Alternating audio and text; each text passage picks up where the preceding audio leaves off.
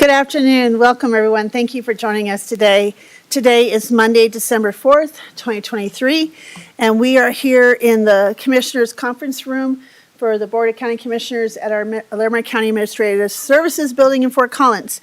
Today, this afternoon, we are here for a work session with our Community Planning, Infrastructure, and Resources Department. I am Larimer County Commissioner Jody Shack-McNally, Chair of the Board of County Commissioners. Joining me also at the conference table are my colleagues, Commissioner John Kafalis, my colleagues, Commissioner Kristen Stevens, our County Manager, Lorenda Volker. Now hiding from my vision is Assistant County Manager Lori Kadrich. Usually she's off to my left. She's working. And then we have lots of people in the room. I'm not going to go through all the introductions because it's Monday. I'm just going to turn this over to our Director of Community Planning, Infrastructure, and Resources, otherwise known as CPIR's, Director Leslie Ellis. Welcome back, Leslie. Thank you very much. Good afternoon, Commissioners. Leslie Ellis, and I have the privilege of introducing a team here today who's been working very hard on the special events process and policies for your consideration. So Rebecca will head up the presentation and others here at the table. Let me do some introductions here in a moment.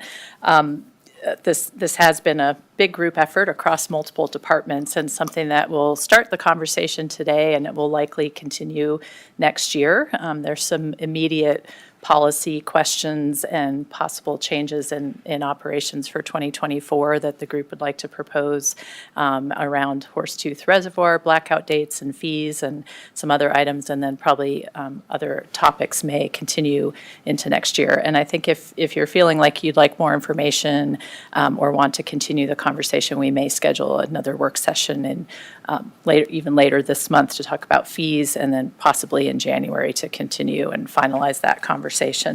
I think we need about 10 minutes at the end for some other updates that Rebecca Everett might make for community development topics as well. So please, Director Ellis, just to make sure you, if you see time, help me with the timekeeper. If you feel like we need, we still have this time. So, yeah, absolutely. So first, some introductions. This is a project, as I mentioned, multiple departments. So I'll start with community development. Rebecca Everett has been coordinating a lot of this work around the PowerPoint and working with the team. She's also supported by Denise Roybal and Shalana Lysat in community development. In natural resources, Chris Fleming, who you see here at the table, has been working with Dalen Figgs, as well as Corey Johnston on gathering some of the data and information and making recommendations. In engineering, we also have Mark Peterson and Rusty McDaniel, who've been working with the team. And then the Sheriff's Office, I don't know if Ian is here yet. I believe Ian was going to join us. Ian Stewart, and then Brad Harkins, who's not here because he's actually attending a special events training session, I believe. And so he may have information to bring back to us after that session. But they've been working very closely with the team as well. And then Christine from the attorney's office and our risk office. And so as you can see from the group that's here and the list of names and departments, that this is something that really touches a lot of the departments. Special events, of course, in the community have many benefits. They serve to bring communities together and support nonprofit businesses and get people out and active and allow visitors to enjoy our parts of the county and get out there. They also have some benefits on our roads and our operations and in terms of safety and traffic and that kind of thing. And so I think we're trying to take a very balanced approach in terms of how to manage the benefits and the impacts of these special events as we go forward, and really focusing in particular right now on the 2024 season. So I think I will go ahead and turn it over to Rebecca, and she can start to walk you through the presentation. Yes, thank you, and good afternoon. So the goal of our conversation today, or the presentation, is to share some of the trends and challenges that we've identified and lessons from this most recent event season, which we consider the peak event season to be the summer months, really Memorial Day to Labor Day or so. We have events that happen all throughout the year, including around the holidays right now, but really the peak season is in the summer months. We want to propose some recommended changes to the way that we process special event permits, fees, and other requirements. And then we want to seek your direction on some policy changes related to when and how events occur, particularly road races. So I want to highlight some of the challenges some of which have been ongoing for a while and some are beginning to emerge as we administer the special events process. And Chris and Rusty will speak to this more in later parts of the presentation. But we're experiencing an increase in pressure in certain areas of the county that are particularly desirable for both recreation and special events. Those desirable locations often overlap. Road events tend to present the most user conflict. Our roads provide a very important function of moving people around, providing emergency access to residences, and for people to come into towns for their daily needs. But they also serve as a recreational resource as well. People like to run and bike and ride their motorcycles and participate in recreational activities on the roads as kind of a secondary function. And special events often add more users to those roadways and create some conflict. In those congested areas, and we'll talk about Horsetooth, the area around Horsetooth today, in areas that experience those pressures, we're seeing increased impacts to residents in those areas and their ability to move in and around their community, the roadways themselves, and county resources. So our rangers and Department of Natural Resources, our Sheriff's Department, and other resources that support these special events. So as we've been monitoring events over the past several years post-COVID, we're starting to see an increase in the events and a change in the pressures.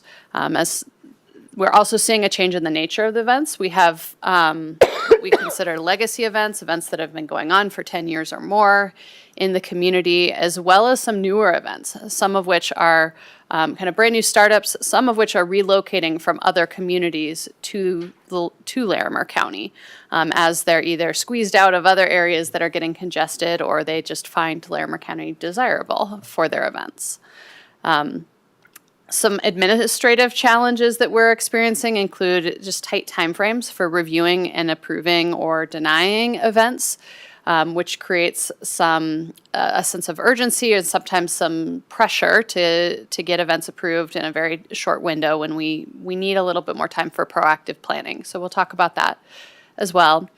And then our current fee structure really doesn't build in the cost recovery for any level of recovery of the costs that our departments incur. The sheriff's office is able to charge for off-duty officers and the resources that they dedicate to events, but our costs of processing applications and coordinating on routes and negotiating with applicants, we really don't see any fee recovery for those activities. So we'll talk about that as well. A quick look at some of the data. We've got data going back 10 years to 2013 that show how special events have fluctuated. So the blue lines are the number of approved events in a year, and the orange represents road events. So those are your races, your group rides, anything that's really utilizing the roadways. So you can see that our current numbers for 2023 are still lower than a lot of pre-COVID numbers on the overall events. Road races have bounced back in numbers and are starting to increase compared to 2018, 2019 numbers. But these numbers alone don't tell the full story because as I mentioned, we're seeing some changes in the size and the nature of events, seeing some newer events come to the community that are starting to create some increased pressure, in addition to just growth in recreation activity, another pressure that we see in certain areas. So a summary of the recommendations we want to discuss with you today. And these recommendations have been identified through conversations with all of the departments involved in special events. And, we'll spend some time going into these a little bit more. But the first recommendation is to explore blackout dates around Horsetooth Reservoir to mitigate the impacts of recreation and special events happening in the same time frame. We'd also like to look at considering long-term potentially, maybe not for 2024, but long-term, looking at how we handle other impacted areas or roadways, being sensitive to the fact that if we start to limit special events in some areas of the county, they may just move to other areas of the county and create pressures in other locations. This would also involve establishing some kind of policy for determining which events get priority. If there are multiple event organizers looking at the same date or same location, we don't have a defined system right now for deciding who gets that date, other than kind of a first come, first serve approach in some cases. We're also recommending adjustments to how we categorize special event permits and how we assign fees, looking at it, and recommend looking at a tiered fee structure that really relates to the level of review and the level of community impact that result from certain types of special events, as well as adjusting our application timeframes. So I'm going to pass it over to Rusty McDaniel next, who's going to talk a little bit about the road system around Horsetooth in particular as we move into a conversation specifically on that policy topic. And can I ask a quick question? Did we get these slides, or is it just this presentation today? We got it. Okay, I must have missed that, so I'll look Yes. for it. Well, that probably explains coming back from the conference. Okay, I'll look for that. Thank you. Yeah, good afternoon, Rusty McDaniel. And as Rebecca said, we're seeing more and more pressure on not just the roads right at Horsetooth Reservoir, but around Horsetooth as events can't use the roads around Horsetooth because there's already events planned. They're expanding out. If you can imagine down from County Road 27 and at US 34, pretty much all the way north from there, and then from Taft Hill or County Road 19 west of there is a really heavily used corridor that is creating a challenge as far as the number of events that happen in any given month. And so I think as was pointed out, these would be areas that we'd want to discuss as far as future limitations maybe as we find more and more conflicts. We see more people driving on the roads, and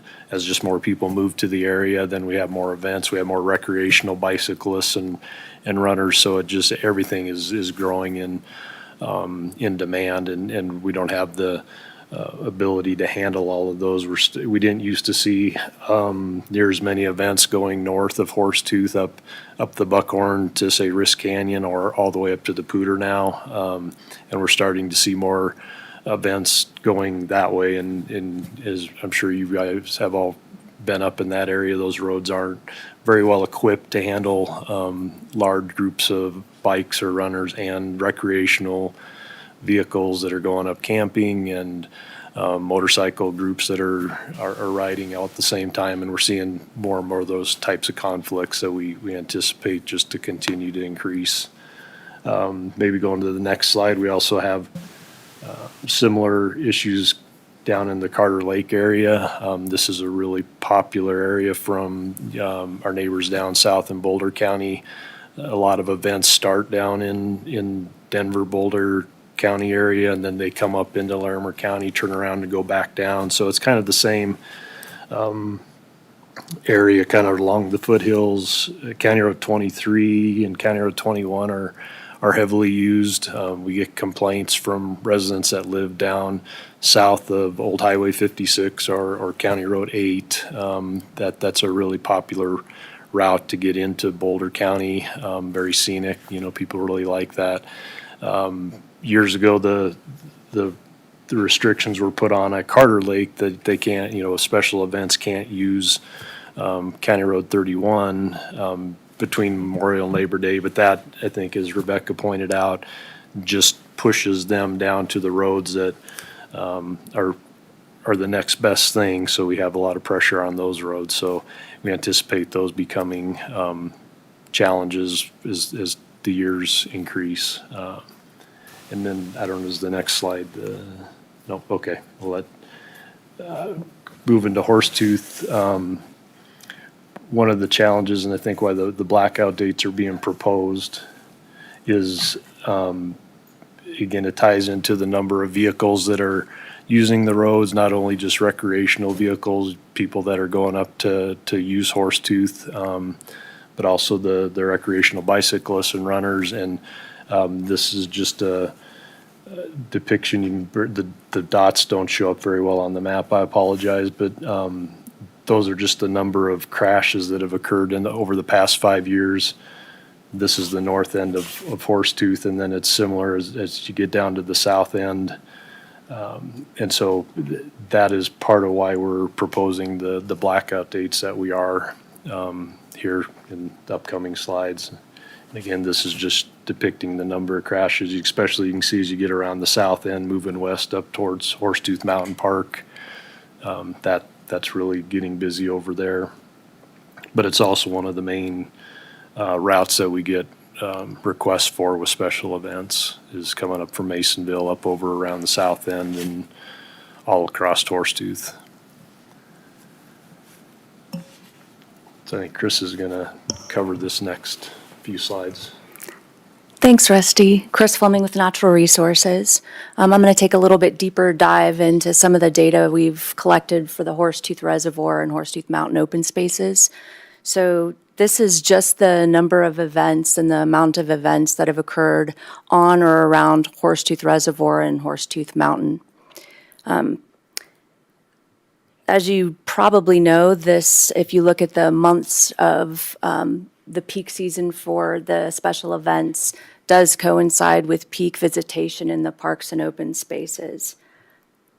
Although many of the road events do not physically go through or into the parks, the impact they have is pretty extensive. Whenever there's an accident, a complication, or a complaint, it often draws the rangers away from their core duties, which are to protect and serve the visitors at the parks and open spaces. This is more specific, showing the most challenging piece of roadway that we're dealing with as far as the increase in the special event numbers. The narrow and busy county roads, they don't have adequate shoulders to provide safe passage for these road events. The large RVs and vehicles pulling camping trailers, boats, etc., just further exacerbates the safety issues that we're seeing. This route has become extremely popular with our residents and already has a tremendous amount of recreational users utilizing these roadways.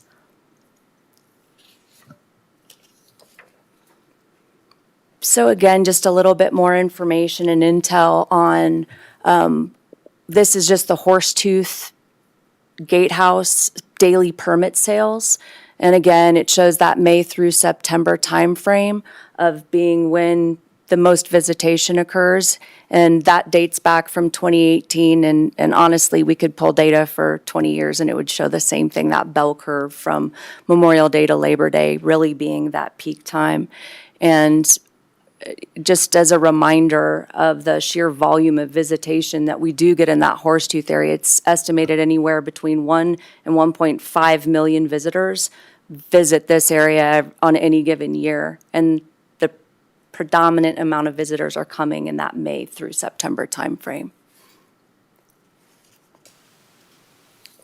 So as you guys know, last year we did a pilot project where we implemented an SMS text message system for our visitors to opt into, which notified them when we had reached carrying capacity at our parking areas and were actively turning visitors away. So this is the data points from that pilot project last year. I believe we had about 1,000 people signed up for that, give or take. And so this is the number of times and locations where Horsetooth and Horsetooth Mountain sent out that text message notifying the public of those at carrying capacity closures. So these calendars represent a little bit more information as far as when those carrying capacity notifications went out. The boat represents on the calendar the times that the capacity was reached at Horsetooth Reservoir, and the little boot there represents times that it was reached for the open spaces, the Horsetooth Mountain open space, that greater area. There's 3 different trailheads associated with that. So again, these busy summer weekends, and in particular those holiday weekends, you can really see where the congestion is occurring. Yes, ma'am. Stevens. Can you tell me what 2 boots means? Are there some that have 2 boots? Yeah. The 2 boots, I believe, is it reached carrying capacity at every single one of the parking areas. So there's 3 different parking areas associated with Horsetooth Mountain. And usually we'll have Horsetooth Mountain proper fills up first. Right. And then we push to Soderberg and Blue Sky. Okay. So that's when there is 0 parking capacity anywhere. Gotcha. Thank you. Thank you, Chris. Go ahead and proceed. Thank you. Absolutely.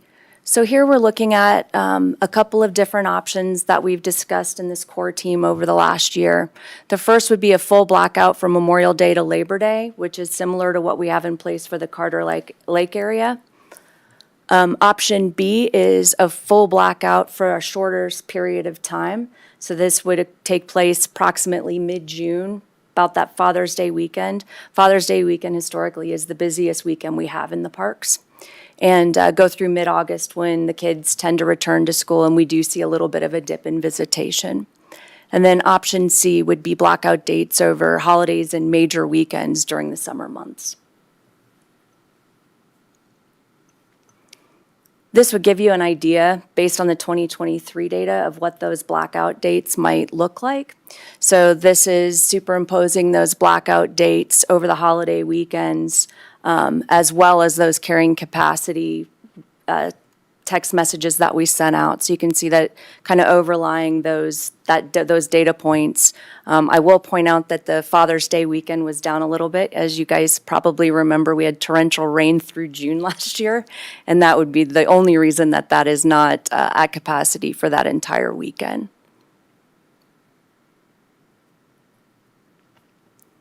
Rebecca mentioned not really having a process or a procedure or a policy that allows us to really identify and prioritize the volume and the number of events that are coming in. And so that's definitely something we'd like to look at. Option 1 is a first come, first serve system. That is essentially what we're doing now, in addition to option 3. And so that would mean every event is taken as it comes in and judged based on the merit of that event and that space and time.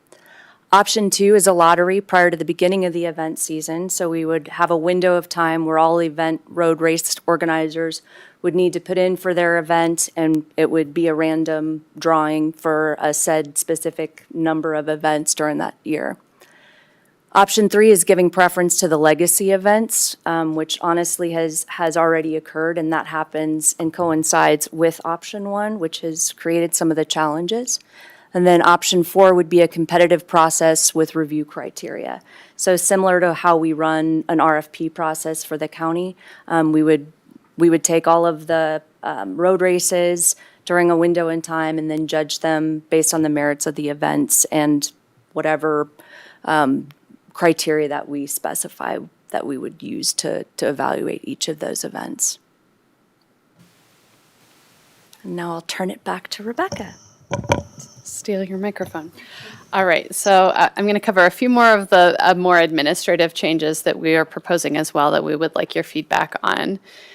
The first is how we categorize special events. Currently, events are treated as either private land events, so happening not on any public lands and not occupying public roadways, county road events, and parks and open lands events, so happening on Department of Natural Resources properties.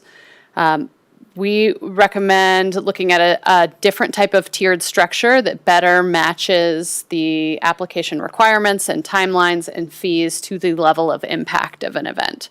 So a private land event, for example, that is a wedding may be treated differently than a major concert that's open to the public and ticketed and a more of a commercial event. Right now, they have the same application fee, the same review process, and the same timelines. So we'd like to look at better calibrating how events are reviewed and decided to the level of impact of the events.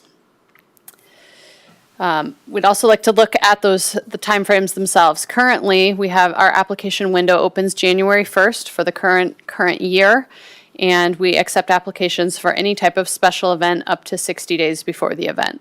We do make many exceptions for some of those smaller private land events because not everybody knows they need a special event permit for a wedding or a family reunion until it's closer to the event. So we often flex on that 60 days for some of those smaller private events.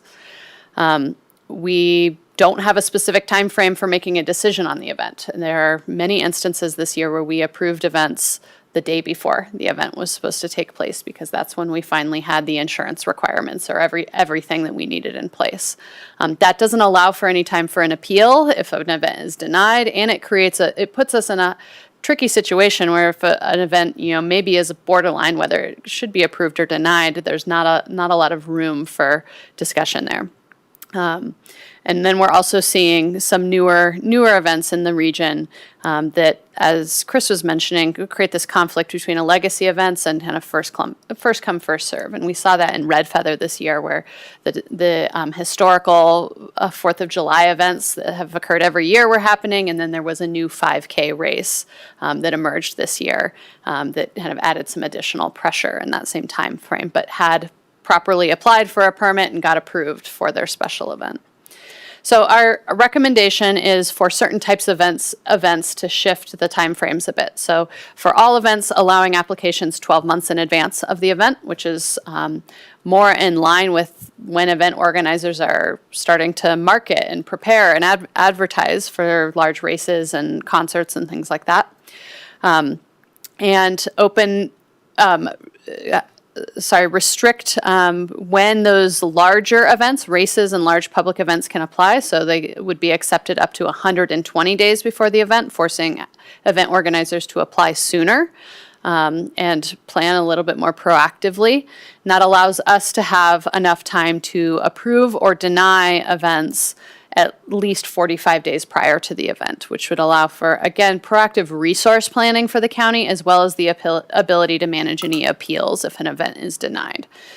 And then another consideration we've had is maybe instead of the 120 days limit to consider a date that any summer events need to apply by. So for example, February 1st or February or March 1st or something that we need applications in, so we could determine which events get priority, or if we're going to use a lottery system or something like that, we have time to coordinate that.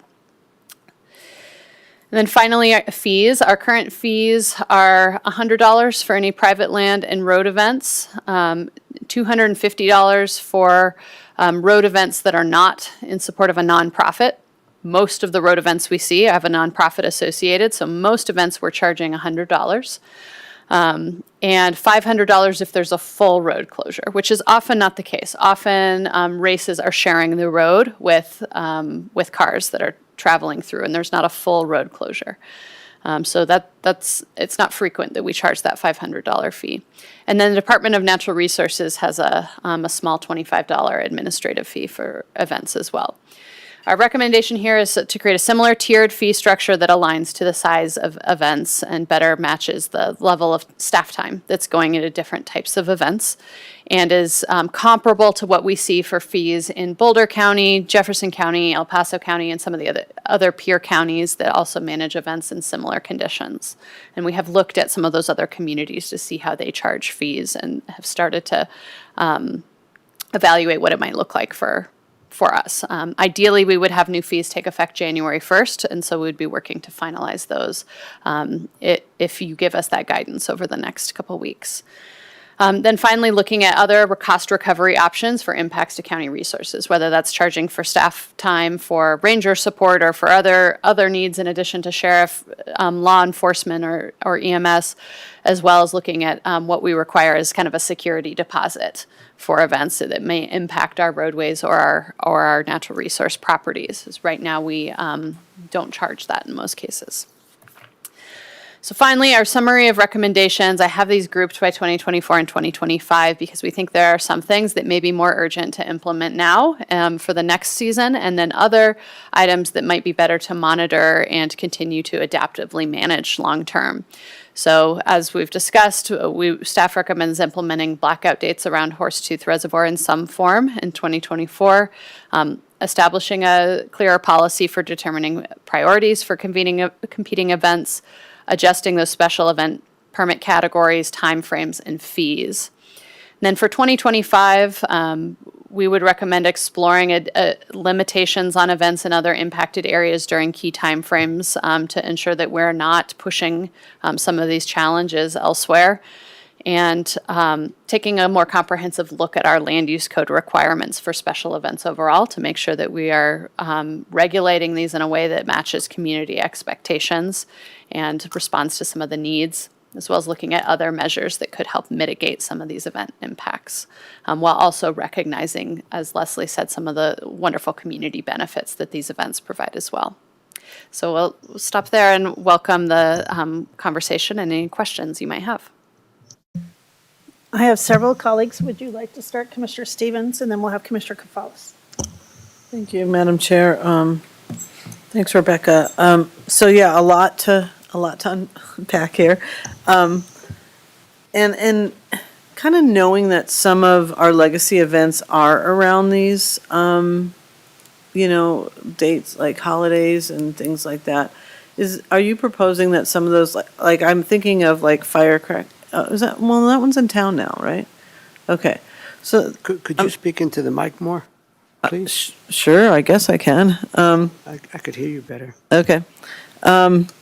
So, how do we navigate some of that? I mean, what does that look like? Have we done any outreach to some of the groups that, because I mean, that's kind of my biggest concern. It's not necessarily, first of all, I want to do what helps out all of you. I want you, and I want to be able to recoup some of our costs. But I also have some sensitivity around some of these legacy events, which are important to the community, and some have probably been gone on for a long time. So can you just tell us about, what that looks like with outreach and navigating with those folks? Yeah, let me tackle two parts of that question. So first, we do have some information we can share, and it's small on here, but I can describe what it is on when some of those legacy events occur in or around the Horsetooth area in particular. So everywhere where you see some blue text, and I recognize we can't really read that on screen here, is where we see some of those legacy events. And then the yellow highlight is those holiday weekends. So really we've looked at some of these. In May, on Memorial Day weekend, is the Colorado Run, which is an event that starts at Spring Canyon Park and is kind of honors veterans and aligns with the Veterans Memorial and goes up around Pine Ridge and Horsetooth. So that's one that would present a real conflict with a legacy event. That's really the only one, though. Once we get into June and July, Father's Day weekend, the only event that we've had in the last couple of years that weekend is up in Estes Park, the Estes Park Marathon, and wouldn't conflict with Horsetooth in particular. 4th of July, we didn't have any events approved in the Horsetooth area in the last year. These are 2024 dates kind of superimposed here, but this is based on previous data. And then finally, looking into August and September, that Labor Day weekend, we also haven't had any events the past few years that are legacy events on those weekends. So really, it's that Colorado Run that is the biggest conflict.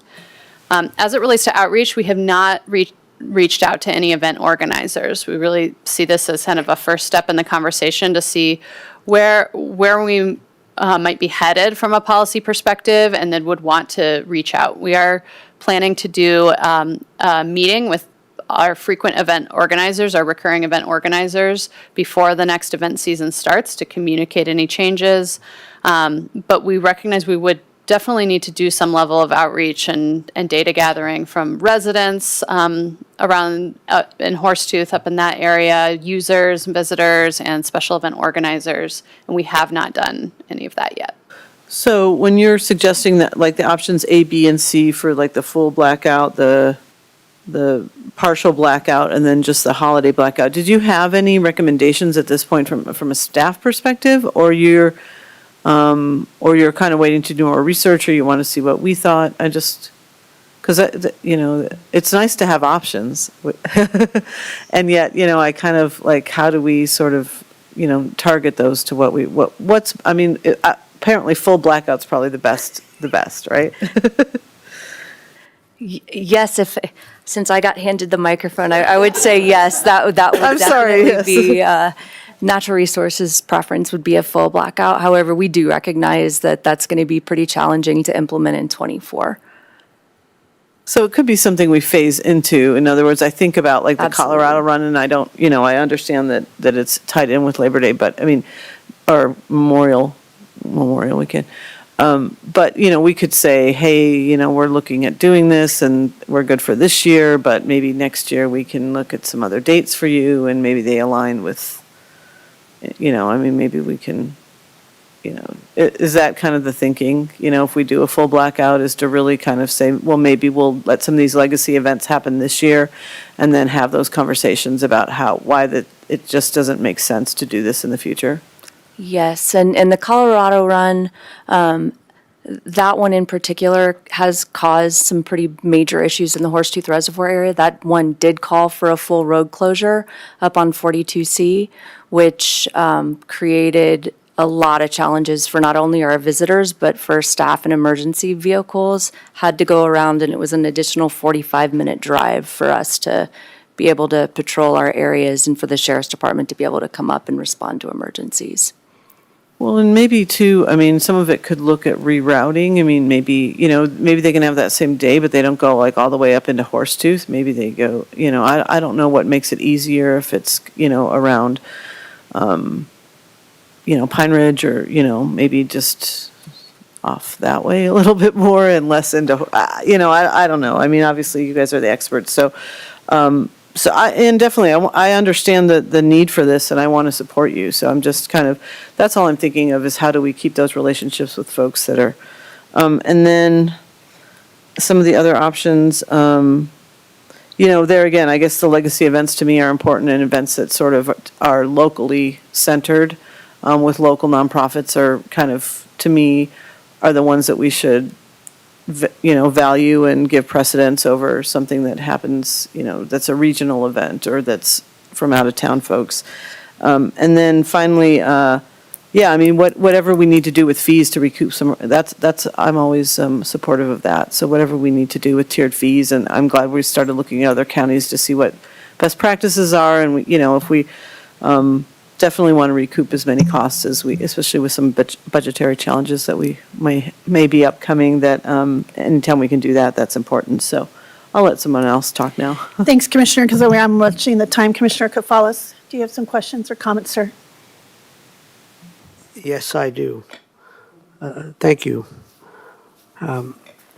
Yeah, we brought it back to that. I think that regarding the blackout recommendations, the options, the first thought that comes to my mind is I would prefer option C, or at least in the first year, as a way of transitioning to a longer or more extensive blackouts. I think I agree that the main conflict as far as the Memorial Day weekend is the Colorado run, and I had forgotten that it did cause some serious issues, or it was a full road closure. I seem to recall last year or the year before, there was an issue with the time when that race was supposed to start, and that was a real problem, and then somehow we got them to adjust the time of that race earlier in the morning. Does anyone recall that? I don't recall with that specific event, but that is a common ask from us, is to hold those events earlier in the morning so there's less of an impact on the traffic So again, regarding the blackout recommendation, that would be my leanings at this moment, that we would look at holidays and really busy weekends and evaluate that and perhaps see what 2025 and beyond more extensive. And also taking into consideration, how do we address, it looks like the only conflict is the Colorado run regarding, quote, legacy events. I'd want to make sure we're addressing that. Prioritizing competing events. I think, as I thought I heard Commissioner Stevens, especially when she talked closer to the mic. Sorry, it does help me. I can't hear it if you're talking far away. I would agree that legacy events should be prioritized, but I think there's a lot of value to these events, and somehow we need to strike a balance on the special event permit categories. Yes, I agree, and I also agree with allowing up to 12 months to submit an application, and then for big events, if they don't get it in between 120 days prior, then they're out of luck, I think. And then one final point on the tiered fee structure. I agree with that as well, but I wonder, when we look at nonprofits, are we taking into consideration sometimes the race sponsors they have their fees, but they're actually raising money for a cause? Is that a consideration? Would that inform our tiered fee structure? Yeah, so currently, we more or less charge the same fee for everyone. In looking at what Boulder, Jefferson County, and El Paso County do, all three of them charge different fees for nonprofits versus commercial events that are for-profit. Boulder is interesting in that they have a pretty specific definition for what that means. Currently, we consider anything that's a registered 501c3 to be allowed to have that discount.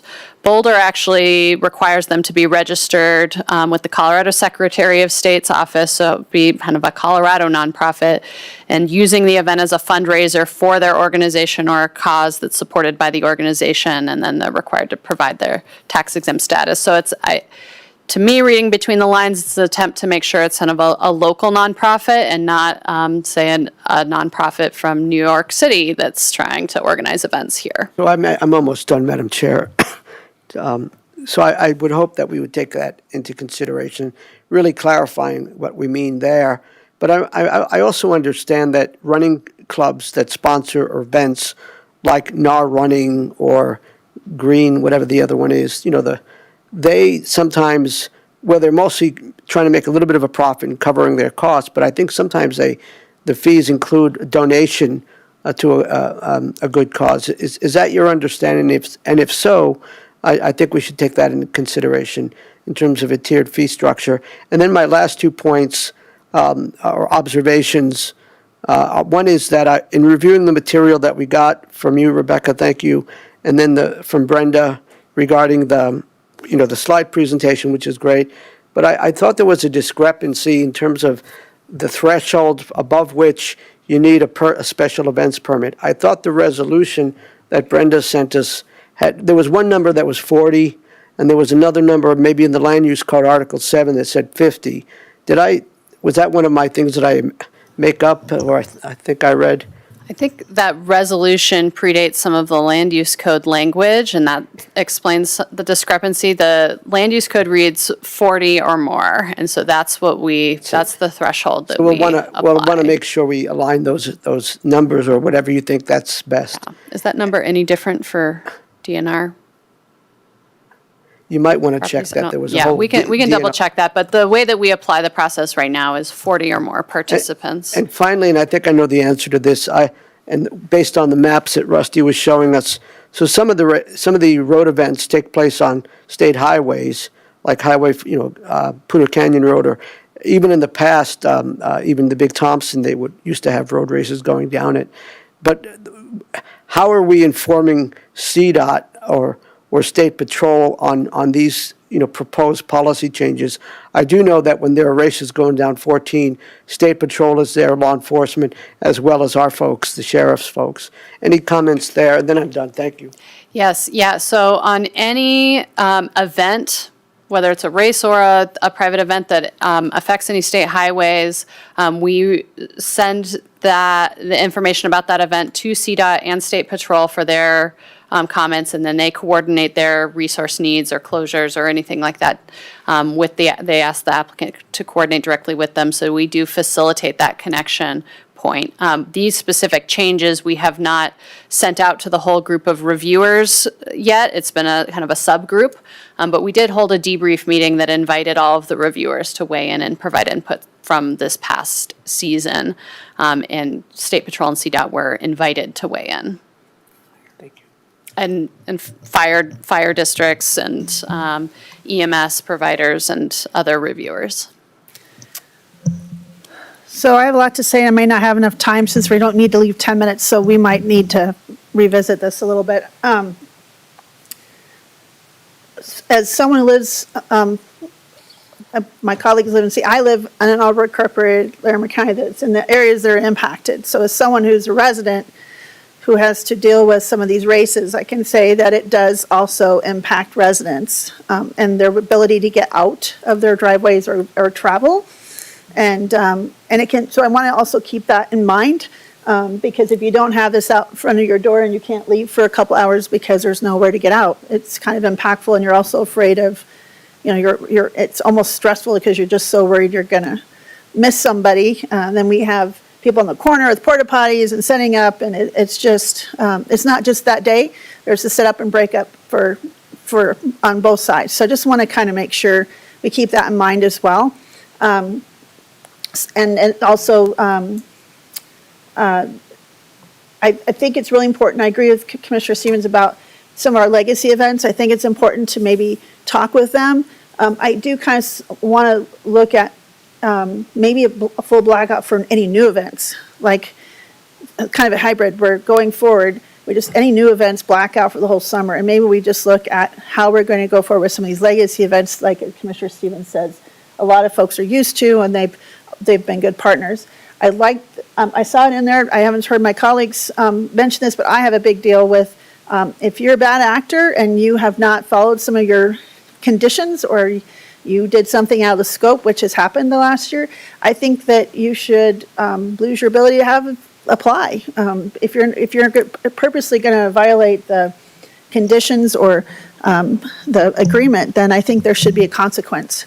A lot of people get these special reviews or permits, and then they just don't care about they just think a free pass, right? And so I think that's something that I haven't heard brought up, and I'm really interested in that, because I think we should have that deterrent about this is the scope, and you stay in that scope, and you don't add a beer tent afterwards that you weren't approved of, potentially. Don't get me started, so I know I'm almost out of time here. I do think we should look at definitely the holiday and weekends. Number one, I already know DNR staff is already stretched on some of these weekends, and we're at capacity, and we already have people kind of stressed out that they can't get into the parks for some of these activities. And so I want to explore that a little bit more about how this looks, but I really want to see how we talk to or phase in or look at some of these legacy events. I think we'd have a lot of pushback from a lot of folks. And I do want to prioritize local agencies. We have a lot of folks come up from Denver and other agencies probably looking to use our facilities, and I think that also is a drain. I don't want to just recover some of our costs. I want to cover all of our costs. This has been escalating in costs, and especially staff time, and I think this past year, we want to talk about how much time you all spent on a certain race that was just all the way up to the last minute. It just, to me, I don't want to ever see that happen again. So I do like the timelines, and I do think there should be a cutoff. If you can't plan ahead and have your documents in and ready to go, that's not only fair to all our partner agencies, but also to our staff, that you shouldn't be thought to scramble and stand on your head and MacGyver everything just to have this happen. And I want to be respectful of our staff. And also, this is a wear and tear on our parks and And these are the high times where people in our community are trying to even get into our parks and use them. And to add an extra layer of barriers for people to access is, to me, especially our locals who are trying to, enjoy their backyards, is important to me. Certainly want to see that tiered fee schedule. And I'd like to, also looking at the number for 40, it's hard to count 40 between 40 and 50, so do we need to look at a different number? I see this all the time, people having weddings in their backyards because it's cheaper, and I know it's hard to count 40 people versus 50, and should we also tie it to number of cars? Because that also, if there's a lot of cars, there's 50 cars versus 10 cars, it makes a difference as well. So I'm just knowing if we have thought about that. I would love to also see how we partner with, I know we're focusing on Horsetooth and Carter, some of these areas, but also how do we partner with Rocky National Park? I'd like to see how we coordinate with them. We've had an issue with one of those, and I want to make sure they're brought in as partners and we cover some of those. And I think I certainly want to do something now. We have a big, busy season coming. And I think whatever we can do to help get this implemented, at least partially, and then maybe tear it into doing more, because this is a big change. But I do think that we've kind of passed the tipping point for doing something about this. And I want to support staff, and also, just the people that live in those areas. It can be a stressful time to have those pinch points. So I think we're almost out of time, and I just want to say I think there's more to discuss here, but I certainly know we need to figure out some of these things before the end of the year. So I don't want to go on. There's a lot of things I think we need to look at this. But I certainly want to add, if my colleagues aren't really against it, but I think we should have some kind of consequence for those who violate the agreements. So that there's some kind of penalty where they don't get to apply for a year, or something. So, and I know we're looking to other counties. They might have some cool ideas, but I also think it's okay for us to do the Larimer way and do what works best for us, because we certainly have a lot more areas that have this happening than other counties. So I think we need to really find out what fits and works best for all of you and for our constituents and for our county. So thanks. Hope that helps, or maybe I made it. Yes, no, thank you for all of that feedback. And a couple things I do want to note on enforcement that have consequences for violating conditions or terms of a permit. That's something that we've discussed as staff as well.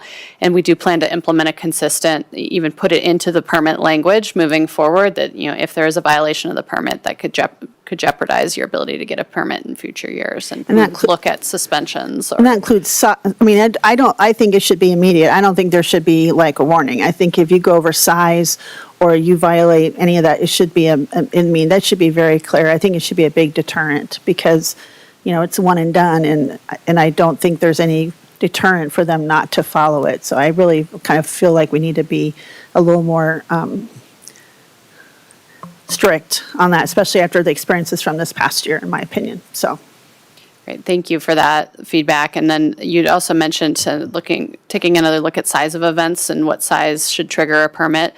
That's something that we do want to take a closer look at. That's probably for 2025 and beyond, as we evaluate the land use code, the overall land use code language, and see if really the way that that's written is still responding to some of the challenges that we have around events. Yeah, I think that's I think that'd be something to explore in the long term, because I think it's hard, especially if there's a conflict between 40 and 50, and it's hard to count 40 versus 50, and so certainly easy to count 500 versus 2,000. So, but yeah. Is that help for now, or do we need to, do you have some Yes, that's very, direction? very helpful. I think we have clear guidance on developing a tiered fee structure, implementing the new application submittal and decision timeframes for large events and road races, and looking at different special event permit categories to better match with impacts. And we've got some good guidance on prioritizing legacy events and local events over events that might be out of the region or out of state. And Then in terms of blackout events or blackout dates, what I heard, I'm looking at Chris to confirm as well, is, being sensitive to the legacy events and potentially considering phasing it in as it relates to legacy events, but support for blackout dates on holiday weekends and busy summer weekends in particular, especially for new events that are not legacy events, and then looking at potentially phasing in a different blackout window longer term as there's time to do outreach and discuss with some of those legacy event organizers. Great. Okay, you've got 5 minutes for your 10-minute presentation. I'm sorry. No, that's fine. I have just a couple quick updates for you all for Community Development Director, and I'm going to invite Matt Lafferty to come. Oh, my microphone's on. I'll invite Matt Lafferty to come up and provide an update. But first, I wanted to share some good news, and I know Commissioner Shattuck McNally saw this already. We received a grant award from the Colorado Division of Local Affairs for the Strong Communities, a grant that we applied for to implement some local strategies for cooperative growth management. And that was a grant award of $225,000 that we have until 2026 to spend. And so we are very excited to begin work on that project. Congratulations. I did get that. I was going to share that with my colleagues tomorrow, and I didn't even think that you might share it today. Also, the sentence that was in the letter I really thought was interested. They're very interested to see what we come up with. They want to really learn from what we do. So I thought that was an interesting part of the letter. So Yeah, we're hoping that we already have a leg up on many other of our peer communities as it relates to intergovernmental agreements and cooperative growth management, and we're hoping to push that a step further and help to meet several different aligned community goals through those same types of strategies. So we're really excited about the opportunity to work on that. And then I'm going to ask Matt to provide an update related to some oil and gas issues. Just real quick, and I know you're all aware of it, that last week there was a presentation given to the Energy and Carbon Management Commission at the state on behalf of the county regarding the MRG application, which is an oil and gas application on the very eastern boundaries of the city of Loveland near Centerra.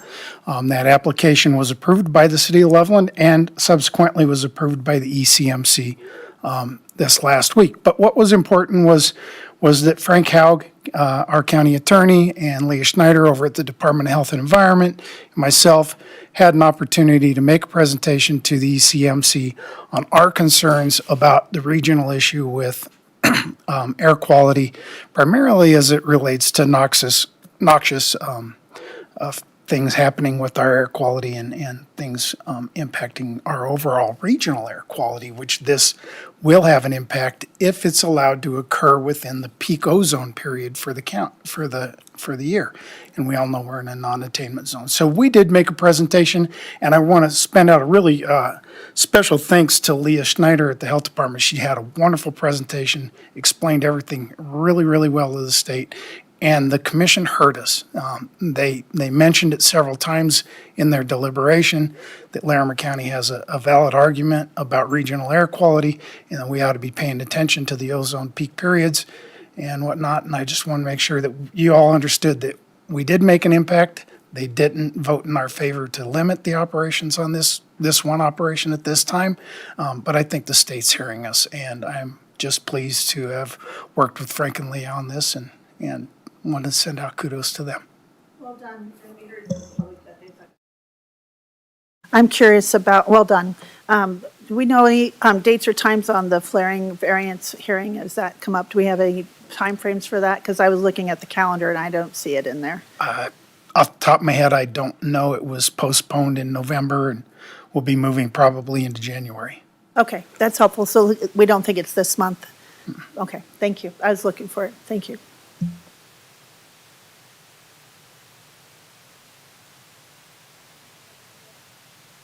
No, that's it for me. Leslie, did you have any updates? I don't. Thank you. Okay. Well done, staff. That was a lot to talk about and a lot of information, and appreciate the presentation. I know you guys have been to a lot of meetings on this. So at 2:29, we are adjourned. We'll see you in a few minutes for our land use hearing.